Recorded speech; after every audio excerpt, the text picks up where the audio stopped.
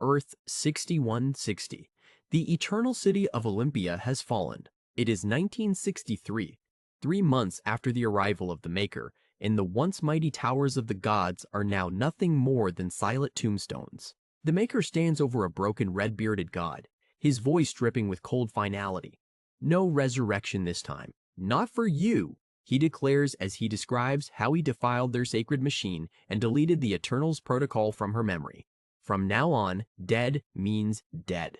The villainous Reed Richards leans in close, his elongated neck twisting like a snake as he watches the life fade from his opponent.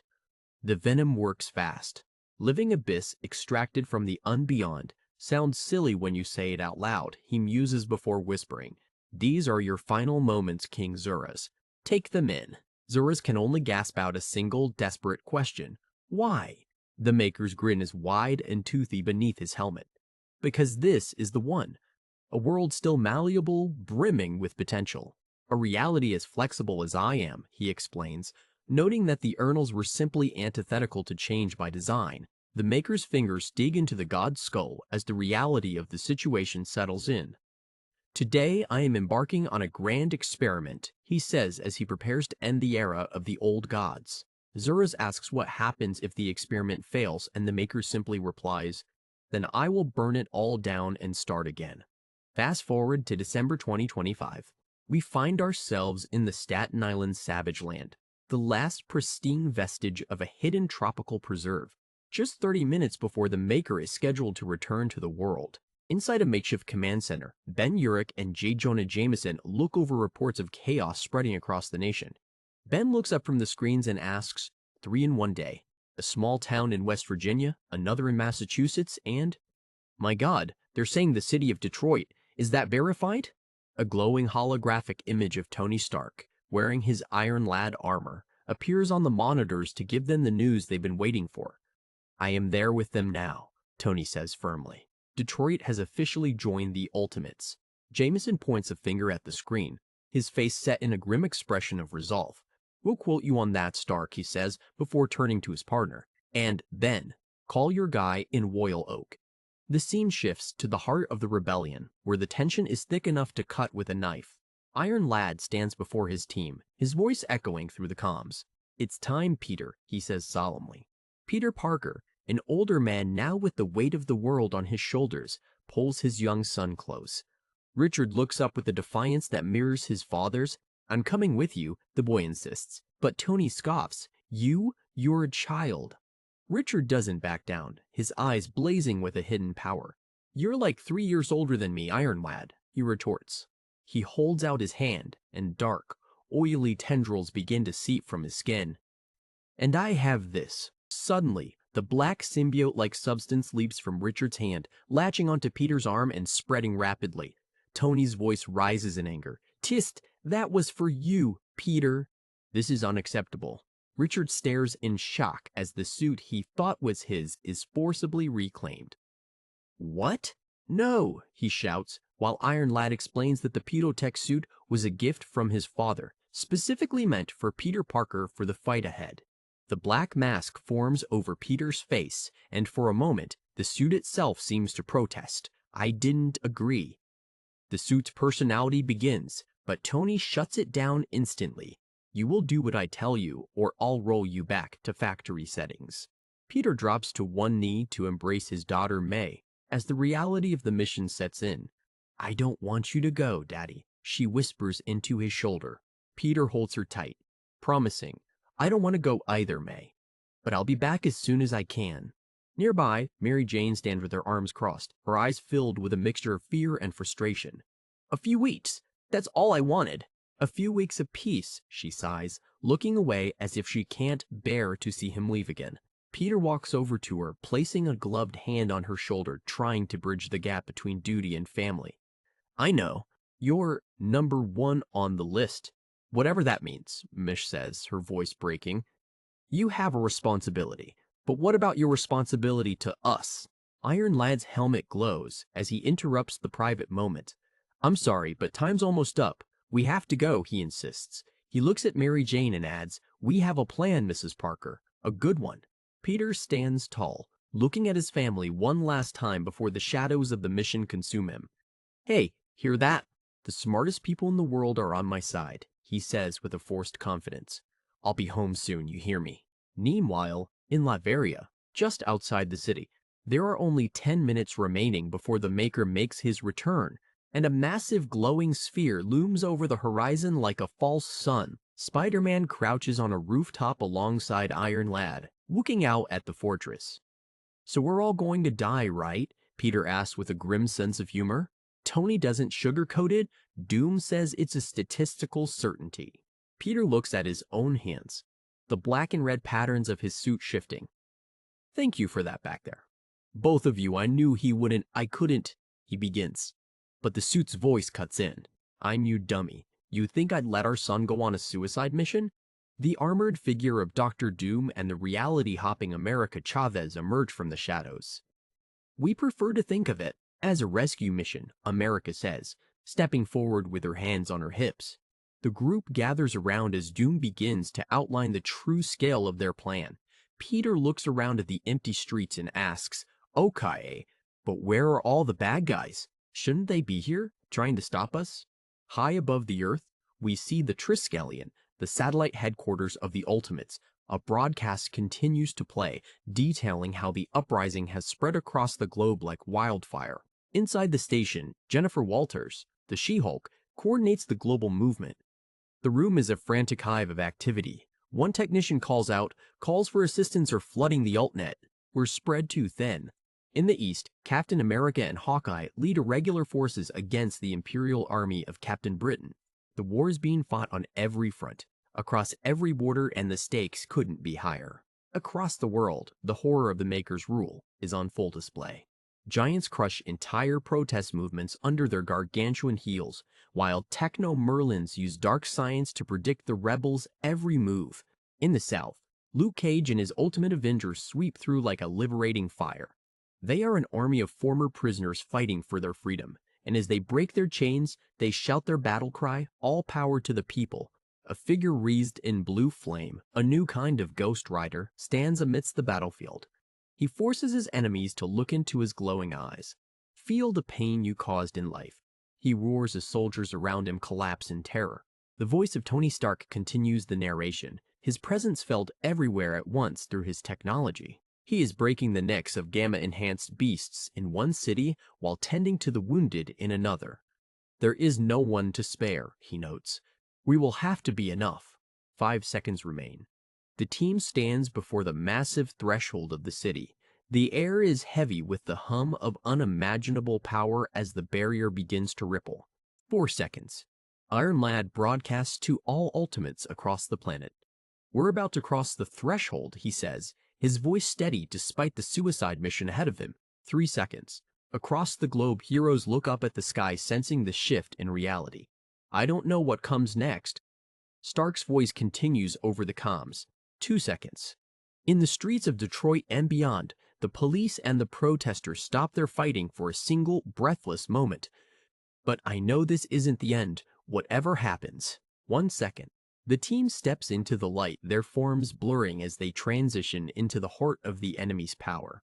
You are all heroes to me, Tony finishes.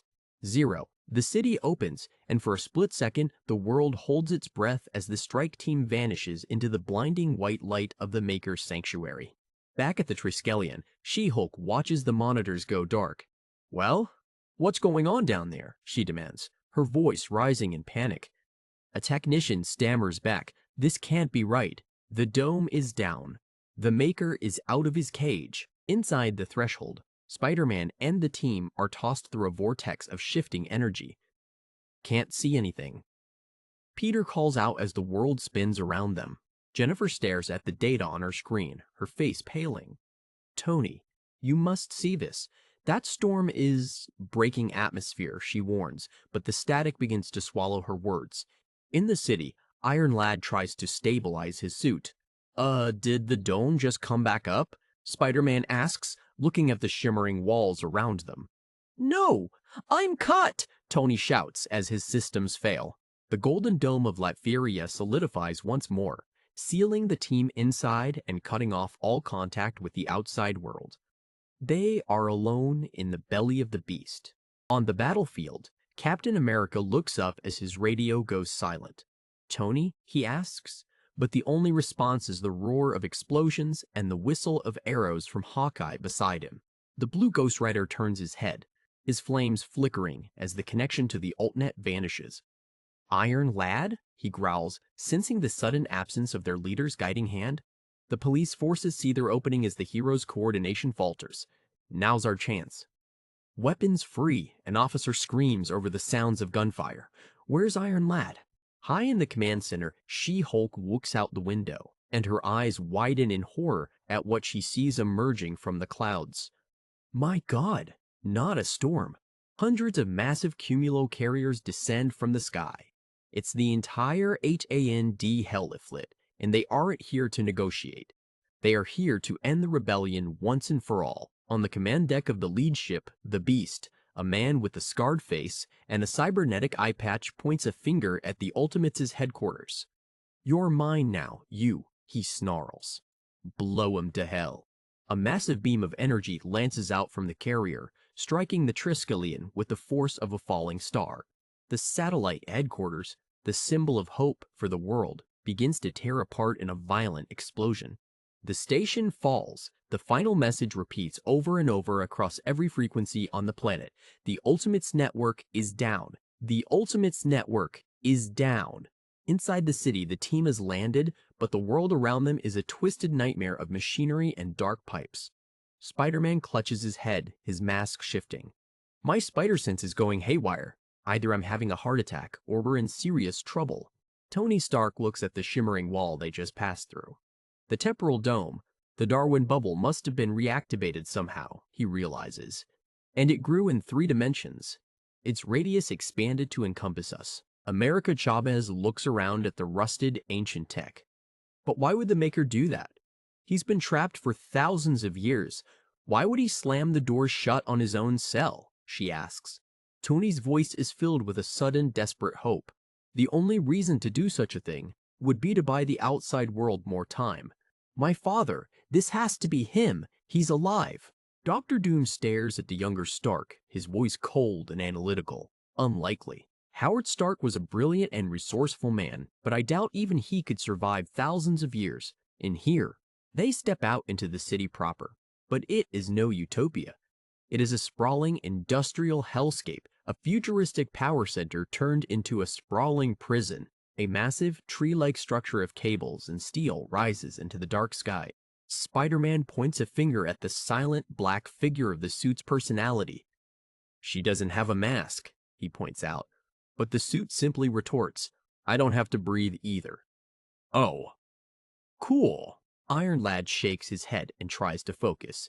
The new dome changes nothing. We stick to the plan, upload the payload and take control of the city before the Maker's forces find us. Right, Doom? He points toward the massive mechanical tree in the distance. We must go there. The central spire. It is almost unrecognizable, but that is the center of the city's nervous system. Tony nods, his armor humming as he prepares to move. Then let's go. Trapped again. How many times am I going to have to die before I learn?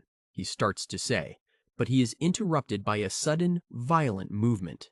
America Chavez suddenly tackles Tony to the ground, her instincts screaming, Tony, move! She yells, just as a massive blast of energy shatters the ground where he was standing. The enemy has found them. Hovering in the air are the Children of Tomorrow, a terrifying race of evolved humans with mechanical wings and glowing eyes. Spider-Man quips through his fear. They look pretty grown up to me. The Children of Tomorrow fire back with weapons that defy conventional physics. Spider-Man flips through the air, barely dodging a beam of pure destruction. I'm betting these guys were designed for diplomacy, he yells, while the suit's voice screams, Ah! Move faster or I take over. Tony's armor is battered by the relentless assault. Even before the dome, they had capacities we couldn't conceive of. He calls out, but Doom isn't worried. Don't worry, I prepared a countermeasure for this. Antimatter machine gun. One of the Children of Tomorrow stares through the smoke, his face set in a cold, analytical sneer. That's impossible! Nothing that exists can, he begins, but the team's counterattack is already in motion. America Chavez charges forward, her body glowing with cosmic power. Well, they just did, so what's next? Tony, she demands as she prepares to throw a punch that could crack reality itself. Spider-Man is caught in a web of energy, his Pewatech suit struggling to hold itself together. Peter, it's trying to erase me. The suit's voice glitching out. They're killing us, Stark. What do we do? Iron Lad looks at his failing systems, his face pale behind his helmet. The Immortus engine isn't working. I don't, he stammers. The genius billionaire is finally out of answers. Tony looks up at the towering enemies closing in on him. Tony, Spider-Man screams. But Tony can only whisper, I'm sorry. I'm so sorry. I don't know what to do. Just as the end seems certain, a massive blast of orange energy lances through the air, incinerating one of the children of tomorrow in an instant. The force of the attack knocks everyone back. Tony looks up into the sky, his eyes wide as a figure in familiar-looking armor descends through the smoke. Dad? He asks, his voice trembling with a childlike hope. But the figure isn't his father. It's a massive mechanical warrior with a skull-like mask and heavy weaponry. No! The warrior roars as he continues his assault on the Maker's soldiers. The new arrival is joined by a group of heavily armed soldiers, all wearing gear that looks like a rusted, scavenged version of Stark tech. Tony, look, Peter shouts as the tide of the battle begins to turn. The mechanical warrior lands amidst the group, his blaster still smoking. Who? Tony asks, but he is silenced by the sound of more energy weapons firing. Choom! Choom! Choom! One of the children of tomorrow tries to fire a beam at America, but she sidesteps it with ease.